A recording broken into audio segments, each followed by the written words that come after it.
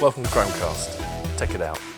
I'm Sam Major, Commercial Director for Krome Technologies, and today we talk about patch management, automation and best practices.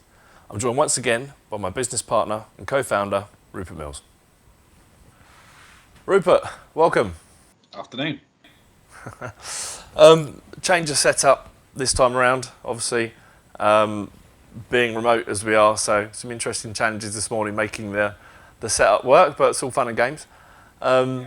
Potentially. When you swivel that chair around, I was expecting greetings, Mr. Bond, and a white cat on your lap. Well, next time, I'll make sure we get that. Talking of exciting stuff, obviously today we're talking about patch management, which some people may find fairly exciting, some people may find more mundane, but ultimately completely necessary, a real must-have and must-do. So, starting with the very basics of this, from your perspective, your mind, what is patching? Patching would be bringing up to date for purposes of either updating or securing, I guess, any application or piece of hardware or device within your network. Is bringing things up to date, I guess, is probably the most accurate way of putting it. So, I mean, historically we've had kind of, focusing on Microsoft, Patch Tuesday, etc. How does this now differ? Because obviously it's not just Microsoft that we need to patch. You mentioned then it's multiple different vendors, multiple technologies. This now starts to sprawl into things like mobile devices, etc. So how do we now manage, I guess, the plethora of vendors and different devices into our patching schedule? There's a whole different bunch of ways to answer that question, to be honest. There's lots of patch management tools out there from various different vendors. There's lots of different tools to work out whether or not you are patched. So ultimately, yeah, you're right. Originally, it started as Microsoft Patch Tuesday, and everybody rolled out their Windows updates, aging back many versions of Windows now. And then people realized that attack vectors started to become things other than Microsoft, so they started to look at that. But yeah, I would suggest the first thing you need to achieve is defining which toolset you're going to use, and also defining what you're going to use to test it's been successful. Obviously, that's the interesting part. No point doing it if it's not been successful. How do we map this on to tools, and what tools potentially would you recommend? Looking at that threat vector, obviously we have Patch Tuesday, and if there was a bug found or anomaly, whatever it was, between Tuesday to Tuesday, there's the threat window. Obviously nowadays we have ways of scanning people's networks and looking for holes, insecurities, etc. So how can we tie into those sort of technologies, I guess, to eradicate that? Yeah, so there's a whole bunch of tools out there. There's things like Tenable. They've got their Nessus product that's a really low cost product for people to have with very little barrier to entry. That'll get in there and do a lot of scanning. They move up to their Tenable IO or Tenable SC products, which are both very good at high-end scanning. You've got Qualys, you've got Rapid7, you've got Darktrace. There's a whole bunch of things out there these days, and Microsoft's also got the new what was ATP, which then became part of Defender, which is now part of Endpoint Manager, which is their version of doing the same thing as well. But something that actually tells you how up to date your estate is, that is a really useful tool within today's day and age of trying to patch things and make sure you keep things up to date, because it's not just the how frequently you patch, it's what the criticality of the patch is and whether or not it's one that needs doing tomorrow, yesterday, or can actually wait a while. So having something that will tell you that, and then being able to react to it with a patching tool. There's timescale considerations with things like Cyber Essentials, Cyber Essentials Plus accreditation. I think it's a 14-day window that you must patch criticalities in. Am I correct? Yeah, criticals and highs, Cyber Essentials sites. So obviously that's a really good one to base your patching on, because it's what the government are recommending. But criticals and highs have to be patched within 14 days is their recommendation there. So it's a really good example. You might find that you might find you've got hundreds and hundreds of devices in your network, but it's focusing on the criticals and the highs first of all and getting those patched. And then you might actually roll out patching on a slightly different schedule. For example, we have a view of patching Windows and applications monthly, unless there's criticals or highs that bring it up more regularly than that. Security devices and security systems monthly, unless scanning brings something back more regularly than that. Then we'll roll into various different pieces of hardware, maybe quarterly, all the way down to something like network switches that tend to be very stable. And provided there's nothing critical in terms of an update or a security fix that needs to be applied, we'll tend to patch those annually because they have sort of a low change rate in what they're doing and can potentially impact your network quite severely if they're not right. So they're a thing to patch less frequency unless there's something critical there. So that's if it's not broken, don't fix it option. Exactly that. Yeah, that's a good mentality to put to it. But I think that is why you need a tool that's going to scan and tell you what the vulnerabilities look like, because that if it's not broken, don't fix it approach definitely doesn't apply to IT in general these days, because a lot of stuff's broken and you don't realize it. So being able to tell you if something's broken, i.e. has a critical or high or medium level CVSS score, then you basically can take it from there and apply a strategy that's appropriate to fix that. This is where I'm going to highlight that I'm more sales than technical, but you're talking about patching schedules there, different cadence for different applications, operating systems, hardware, etc., etc. Things like firmwares, they're obviously different than the patching that we're doing, but use a similar sort of timescale. Or am I completely off the reservation with my line of thinking there? No, you're absolutely right. So firmwares are a hardware level. What can something be connected to, communicated with, attacked by, etc. So firmwares are a really common one for people to miss out altogether. That's just as important. So take, let's at a low level, something like a server where you might have HP with ILO or Dell with iDRAC or something similar. You've got a management card in there that allows you base level access into your server.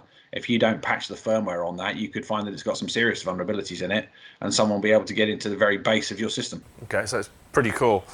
You're talking about obviously different tool sets then for doing the same stuff, the vulnerability assessments and management, etc. What different tool sets are available? And I guess, in your opinion, you've been doing this a while. Is there a best tool set, or again, how do we analyse and advise what the best tool set is to use for our customers for their patch management? So you need a mix of tools ideally. As I say, the vulnerability scanning piece to tell you where you need to patch. Then if you move into the sort of standard Windows estate, you've had things like WSUS or SCCM around for ages. Microsoft have brought in recently, as I was referencing earlier, their ATP tool set. That gives you a scoring mechanism so you can look at how at risk your network is. Will actually allow you to see what patches have and haven't been deployed. And then they've recently rolled that up with elements of SCCM into their cloud-based Microsoft Endpoint Manager, which takes in Intune which also manage other devices. So Intune will manage your various other sort of iOS, Android, and moving into Mac OS ever more regularly devices, and allow you to bring them under a single pane of glass in the Microsoft Endpoint Manager. So from a device basis, and using something like that to patch your estate, your operating systems, your devices is a great idea. You can use it natively to patch all the Microsoft applications. You can also use it to deploy patches to other applications. So for example, Adobe Reader is a common one. You could redeploy the latest version of Adobe Reader using the same tool, which allows you to effectively patch that and bring it under that patching regime. It won't patch things like the hardware devices. So down to your ILOs and iDRACs again, that sort of stuff, or your firewalls, etc. So for example, we do a lot of work with Palo Alto firewalls. Using those, we use Panorama to patch the Palo Alto firewalls, because that allows us to push out updates centrally to a number of devices for those we have in a managed service, or for clients have a Panorama deployment. So it's kind of having the right tools in place to patch the various different bits of your environment. Manufacturers like Dell, HP, etc. have all got their patching tools as well that will patch their hardware. Whether or not they're worth deploying really depends on how much hardware you have in your environment from that manufacturer. Which actually kind of brings me nicely onto this, I suppose. What you talk about there, to me, as a non-technical person, but it sounds like an awful lot of work. We've got to understand what criticalities are out there, the level they're at, how quickly we need to resolve them, then what tool set we're going to do it with, what manufacturers, etc., etc. It's a lot of work, and I guess how easy is that for our clients to automate? And I guess conversely, I guess that's the reason why we offer this as a service. How easy can we make it for them by bringing that into us and delivering it back to them as a managed service and taking that headache away? Yeah, automating it can be done. It's not certainly not too difficult on the operating system level and things like that these days. So from a lot of people's perspective, they can roll out patch updates within any one of the Microsoft tools I just mentioned, or something similar that will automatically approve those updates, or you can have a number of different policies. So a lot of people, including us, will deploy policies within their network that allow automatic rollout of updates. They may stage them in groups, so you have sort of a test group that will run through, and then the main group that will run through thereafter, or a number of subgroups. But we'll do automatic rollout of updates, because it used to be that you'd carefully test each individual update from the manufacturer before you rolled it out into your network. Nowadays, unless you have a very large estate, that tends to be less so. So small to medium estates tend to automate the rollout of patches, and then very, very large estates will probably still do patch management and authorization. We tend to adopt, depending on which of those it is, the corresponding approach, depending on which of those we're doing.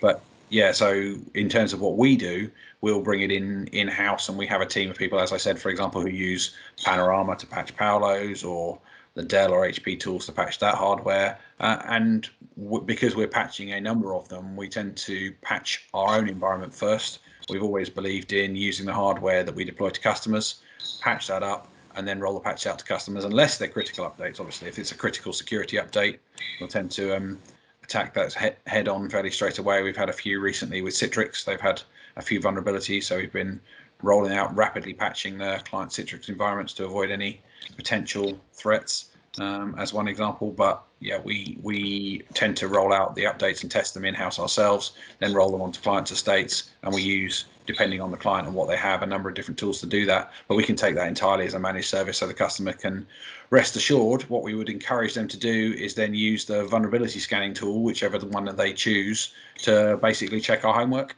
So they can use that vulnerability scanning tool, see what the vulnerabilities within their environment are, and from there should be able to check that our patching is rolling out regularly. Obviously, for our customers that take both from us, the scanning for vulnerabilities and then the managed service to run out patches and firmware upgrades and so on, they'll get the monthly reporting to essentially, it is a bit marking our own homework, but we can't lie against what the tool is saying. So the tool will obviously always be the single source of truth for what needs to be done and then what has been done. Yeah, absolutely. Yeah, and the customer will have a login to the tool as well, so they can spot check at any point in time. Thanks, Rupert. It's been really interesting. Thank you for joining us on Krome Cast. Check it out. Please remember to like, subscribe and share, and do leave anything you'd like us to discuss in the comments. It does help to shape the content. Thank you.